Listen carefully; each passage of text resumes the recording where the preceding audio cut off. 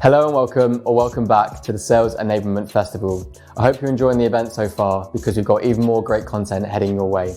Remember to have your questions at the ready and get the tailored answers you need from the experts themselves. Thank you again to our sponsors and partners for helping us bring this event to life.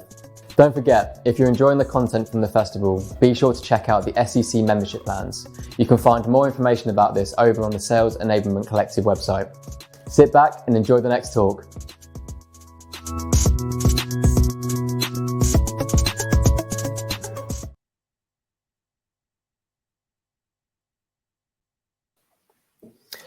Hi everyone and welcome back to this next talk. This next talk is hosted by Bill Peterson, who is Head of Sales Enablement over at Litmus, and he's going to talk to you all about managing employee milestones and moments that matter through a digital transformation. So I'd like to welcome Bill to the stage. Great. Thanks, Jack. Excited. You're welcome. All right, everyone. Welcome. Excited to talk to everyone. Been listening to some great talks today. I'm going to try to make this as quick as possible. I know we all live in slides. We're all trainers and enablement folk.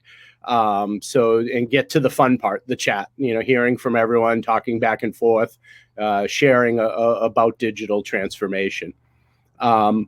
Just a little bit about myself. I spent 11 years at Oracle, which I feel like gave me my MBA in enablement. It was a very interesting view and being able to see how many products fit together and communicating to large amounts of group dispersed around the world. And then was able to then downsize, which I think was really nice, to start at Oracle with the big view and then go backwards down size and be able to apply some of the great things I learned there. And one of the biggest things I really learned was digital transformation using the tools that we have available to us. Little plug for my company, Litmus. We empower marketing teams, right, to be able to test their emails, make sure they're going to go out correctly, all the links work and all that kind of stuff. So part of digital transformation, I know marketing is very much a part of what we do in enablement, and we work real closely with product marketing and other parts of the marketing team. And just emails that go out that are consistent, on brand, followed, GDPR rules and things like that. A lot of people don't realize dark mode, right, is one of those types of things where you may not see your unsubscribed link, and that could get you into a little bit of trouble. But those are the kind of things Litmus and the digital transformation can help people with in their marketing efforts and email efforts. So on to the enable bar. So one of the most important things, and how I like to approach most things, we started our kickoff this year this way, was, follow the disco ball, follow the sales cycle, right? I like to start at the beginning and think about how are we getting things in, including our employees, but how are we getting our leads in, and then how do things follow from there? So the first part of our digital transformation is onboarding, right? We leverage a blended mix of online and live sessions, and it's very guided. So as people go through, they have the ability to learn about the product, right? But also get chances to practice, right? We try to get a lot of live role plays, practice, but we also leverage our tools, right, to do certifications where people are able to give their pitch and then get rated on it and how they did. They're able to do their demos, and same thing, upload their demo, get feedback, and be able to become experts at what they're doing. But especially it was nice when, not nice with COVID, but nice that when, we did have to all go remote, we had already pivoted to online onboarding. And the live sessions that we would do in the rooms just ended up in Zoom, and it really did not disrupt our onboarding. But I think starting and thinking about how you onboard the team really sets the tone, because all the things are going to follow are the things that they're going to need to learn about and know how to use every day. And I'd like to give a shout out to Stephanie this morning. She did her presentation on, being able to leverage tools better. And she showed how WalkMe helps her team do that. And I think that was a really important piece. This is sort of before her, right? What should we have? What kind of things should we be looking for in our digital stack that helps us enable, market, and do all the things that we want to do. But that's a great, some of those points of, it's at the user level that where people really have to have adoption and buy-in. So big shout out to her there, and a great lead into this session. So if we think of it in terms of how does the bouncing ball go, how does the sales flow go? Well, first we got to find out who's looking at our stuff, right? And this will come full circle to the last point I have here, right? But ABM, right? Account-based marketing. We leverage a tool, and again, I'm going to say tool for each of these as we go through. I want to be, agnostic on this call. Happy to, offline give recommendations on things that I think work. But we're lucky. There's so many awesome tools out there, right? And they all work and do what we need to do. So, find what works for you and what's comfortable. But at the beginning, right? We have the marketing team. They want to help us build our revenue results, right? By building pipeline. But also, how can we, right, in the sales side, interact with that, right? To have your SDRs, right, be able to find out what are our customers and prospects looking at, right? So we can find out what kind of content matters to them and be able to have smart, really guided outreaches as we start to reach out to our customers. Helps same with our AEs, right? It's less time looking for targets, but finding people that are on your website, who are interacting with your content, who are, looking for specific things. And here's your upfront contract to start a smart conversation. It's also great for our AM team, right? Our account managers and client success managers, right? To find out what are your customers looking at? What are they engaging with, right? So you can find ways to expand into other parts of your product or platform, right? And also find places where maybe they're interested in being able to leverage and use what they have more and get that increased stickiness. Now that we know people are interacting, touching our content, well, we have to outreach to them, right? But we also have to outreach to everyone else that are in our target accounts, right? The people that are in our TAM that are out there. And that's where a really strong sales engagement platform comes in, right? To be able to coordinate, right? And with precision, reach out to those customers, right? Have those flows, right? That get people, the touches as needed, and then find out when they've interacted back with us. It also gives you that ability to use your playbooks, right? Across all your teams and channels, guide how you want these outreaches to be, and have workflows for each of the people on your team, right? And then having that intent data, right? Knowing what we knew from ABM and being able to apply that to who and why we're reaching out to them.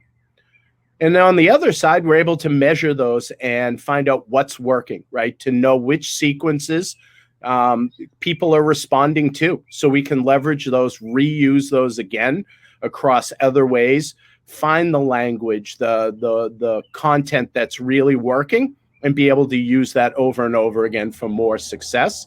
And also, too, this gives us just data, right, on who is interacting with us, not just what content, but who those people are. Who are the people that are reaching out to us? What is their vertical? What their titles and personas, right? And knowing those things, one of the things we've been able to do is really hone in on what is our, TAM, what's our ideal customer profile within our TAM, where we've identified, right, there are certain marketing ESPs, right, Salesforce Marketing Cloud, Marketo, and others based on, because we sell email workflow and testing software, right? We know that people that use certain ESPs are very, very strong accounts for us. We also know certain titles and roles are people we should be reaching out to. So we're able to really target our efforts, save a lot of time for the SDRs and the AEs as they reach out and make smart decisions with their time. And then from there, right, all this has to go in and interact and work with our CRM, right? Biggest thing there, it's the, keeping it simple and not over cluttering it, making it very relevant for the teams that are using it, for the SDRs, for the AEs. It's a great place to be able to share information, right? If your teams are dispersed, right? To be able to share that information across teams in real time is huge. Keeping it current, probably one of the most important parts of a CRM, right? This is your source of truth, and this drives all the other tools that are attached to it, right? Everything from ABM to the things we'll wrap up with here today. So having people use the CRM correctly, and as Stephanie showed today, things like WalkMe and other ways that we can have folks guided better in CRM is huge, right? The cleaner it is, the better all the other tools work, right? It will help your account-based marketing tool work better. There's less clutter. The contacts are correct. They're up to date. Huge. And that works really well as well with the other platforms that we have as well. We also have our learning management system, right? So the ability to be able to train folks. The nice thing is, and it really doesn't matter, there's so many great platforms out there, but one thing I would definitely suggest is to have an ability to record, have an ability for people to have activities within there. So there's some level of doing, and it becomes a great place to share best practices, reuse those videos, and share them with other folks as they're preparing and coming on board, right? Making it branded, right? Having people feel like they belong to something very professional that stands for your company. Very important when someone comes on board to have a nice LMS that's branded and looks like you and your company. Amazing stuff right there, right? And it needs to be able to scale. And that could also be moving platforms as you may need to, right? But the idea is understanding to grow. I prefer a traditional LMS to be able to basically leverage economies of scale, right? To be able to get more users on the platform and get more bang for the buck, and also have uniformity across the organization. Using one platform, regardless of role, it makes it very comfortable for everyone going in and out, and it becomes second nature using it, right? And also it provides tracking, right? One thing where managers can see the success and where their AEs, SDRs, AMs are, in the progress. And one thing we do here is every week on Monday, we launch a learning path. So work very closely. Shout out to product marketing. Again, one of our, best partners in sales enablement. And we have a very set plan where we know what classes are going to get launched. I work with sales operations as far as are there any things with the tools or other kind of things that need to be communicated with. Work with leadership, so our sales leaders, on things that need to be communicated to the team. We recently just updated our GSA, right, with our online content for people to sign for the product.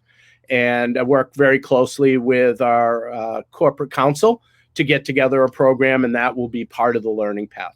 So everyone knows Monday morning, learning paths get launched. They're due on Friday.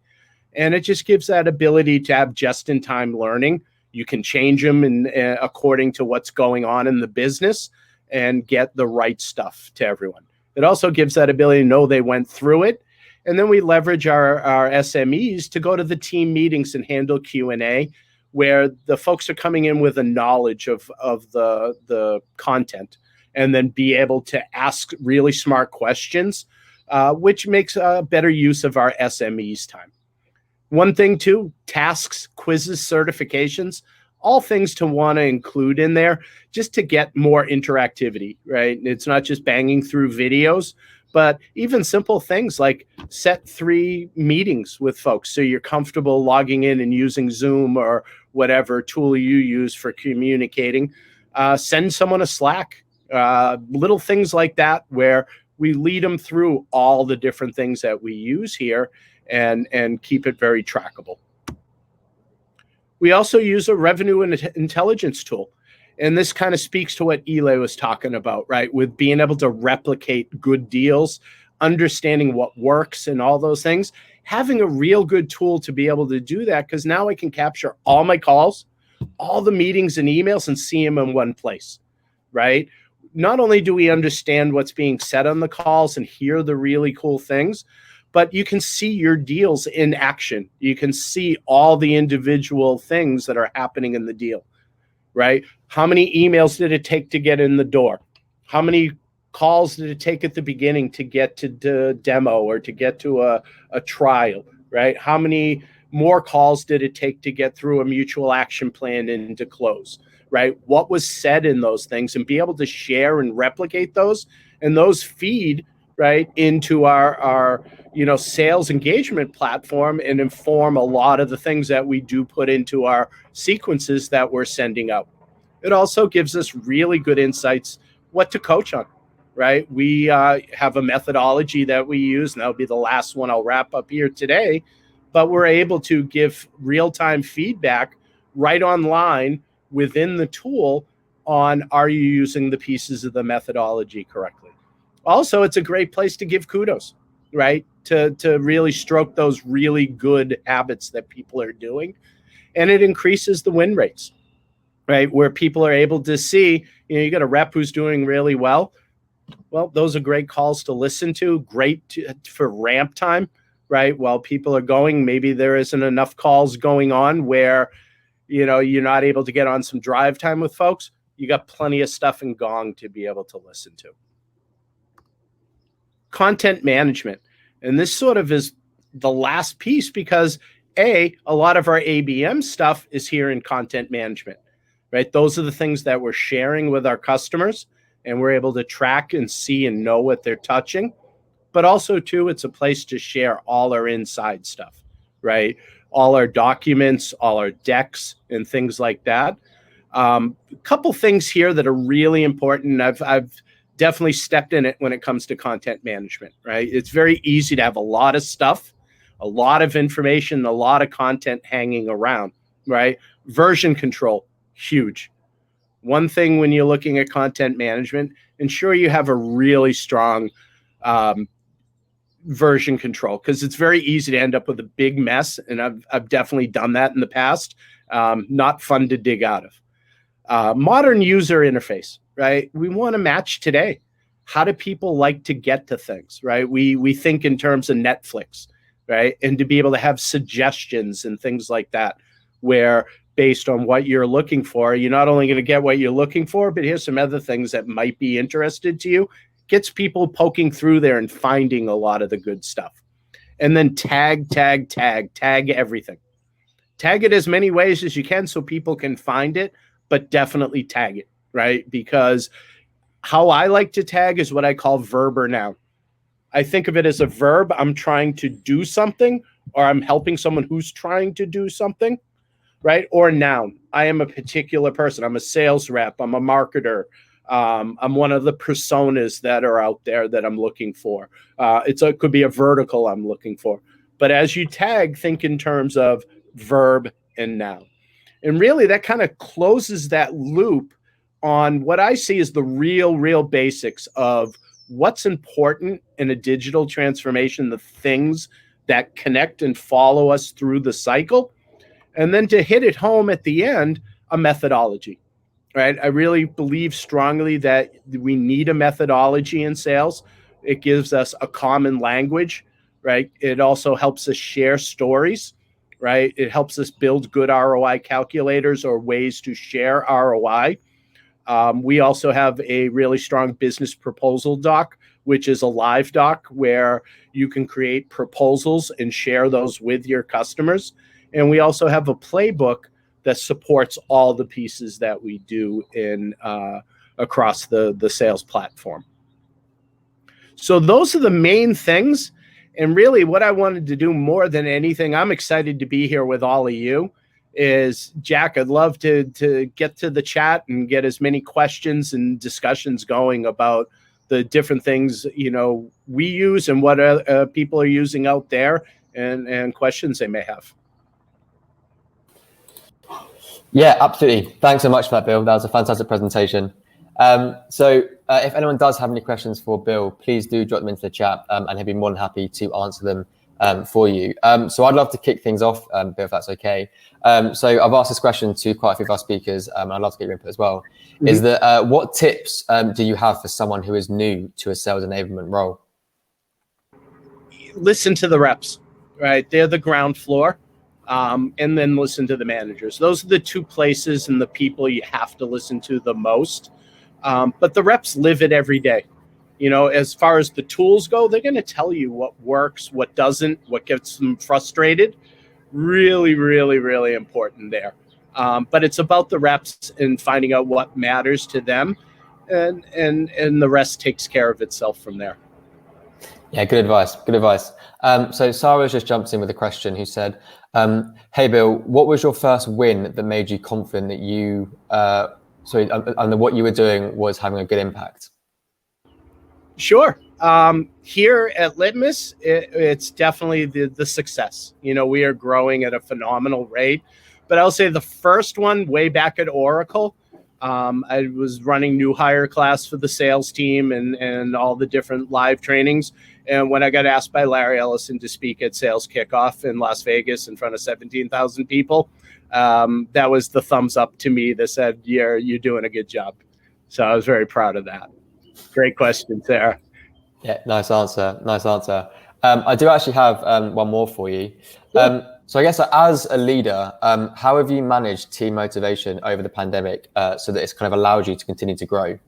Sure. We've done a ton of really fun things. Just in Slack, we have a lot of fun. You know, I use a meme generator all the time, and we're throwing some funny things in there. At Sales Kickoff, I actually hosted a couple live concerts in the middle of SKO. So we had live streams with a couple DJs and a live singer. So we've done things like that. But also as we've gone on, we do what we call lightning talks, where each of the teams will have 2 or 3 people who will give a 15-minute talk on something that's personal and special to them. We've had everything from how to make the best tacos to, you know, wine. Someone on our team who's a sommelier who talked about wine. We had someone who races boats. We've had someone who chases sharks out of England, of all places, Jack, too. So nice. Really fun stuff there. We've played Team Bingo as well live. And we've also done Jeopardy. So if anyone's looking for, I do have a PowerPoint Jeopardy board that's very easy to manipulate. But we during kickoff, we did Sales Leader Jeopardy, where we had like, you know, what was your first job out of school and all different things. And people had to guess who the leaders were. And then we've done Product Jeopardy and a bunch of different stuff. So we've been trying to keep it live, and we've done a few escape rooms as well. Nice. Yeah, some really good kind of incentives there and initiatives. So the next question is, if you were to go back to the start of your sales enablement career and give yourself one piece of advice, what would it be? Communicate. Always communicate, you know, straight up with everyone for the good or the bad. Just communicate and be honest. I can't. That'd be the number one thing. Not to say I haven't, right? But I will always say that's the one thing I think that's made me successful. I am not the sharpest or the smartest person in the room. I'm only as strong as everyone around me. And the more I communicate and listen, the better off I'm going to be. That's a good bit of advice. So the next question is, the challenge I'm having is to provide execs with a benchmark of success with the digitization of sales in order to support the investment in technology required for this transformation at scale. How would you suggest this could be accomplished? Yeah, it's tough. Right? I know Eli kind of hit on some of that earlier, but it is hard to track a lot of this stuff. One thing with the learning management system, you do have the straightforward, you have quizzes and the ability to have pitches and get people certified. And I think that kind of gives a tangible speak for itself type of effect. But also tracking, you know, one of the things I'll say in our sales engagement platform, you can see the success of the different sequences and which emails are working and which ones are not. So I think that gives you a very straightforward way to prove that, or at least show that you can prove it when you do get it. Revenue intelligence tool, it's again, you know, we use Gong but I have used SalesLoft all in the past and whatnot. Love both. But I will say that it's pretty cut and dry how much time you can save. If you can show someone that I can listen to a call anytime, whenever, and give feedback, think of put a number to what you can save by being able to just go in and listen. I can hear Bill or Jack's calls anytime and give feedback. The amount of time saved is phenomenal there. So those would be three just off the top of my head that I can think of. Nice. Yeah. So the next question is, what sales enablement trends do you see coming? Online. I think it's here. And I think that's why, the digital transformation is so important. But I do think work's going to change post-COVID, right? I think a lot of people got a taste of being able to be home, be with their families more, and not have the commute, even be with their pets and, all that kind of stuff. But I think work-life balance is something that's very important. I was very lucky to spend 2 years at a company called WorkHuman, which is they express the power of thank you, giving rewards for people who do really work hard. And, even back then, this, work-life balance is something that's become very important. And I think, during this past year, it's seen as something very important. So how do we cross that line? Yeah, nice answer. And the last question is, what tool do you recommend for helping a new sales group, one which hasn't traditionally used a modern CRM tool, learn Salesforce? I mean, I'll shout out WalkMe. I've used it multiple times. I know Stephanie showed it this morning. It is expensive at times, so I will say, if you have a good learning management system, the other ways is recording videos and breaking them into very, very short, specific chapters. 45 seconds to 2 minutes for each of the pieces. Very short, easy to find. That's probably the most effective second way outside of something like WalkMe that lives right inside of it. Yeah, great answer. And hopefully that answered your question, Jeff. So that is all the questions we have. If anyone does have any more questions, please do connect with Bill over on LinkedIn, and I'm sure he'll be more than happy to continue the conversation and answer those questions. So that being said, Bill, thank you so much for the presentation and taking the time to answer the questions. And to everyone that's tuned in, thank you again, and we will see you all very soon. Thanks, Jack. Thanks, Bill. Bye, everyone.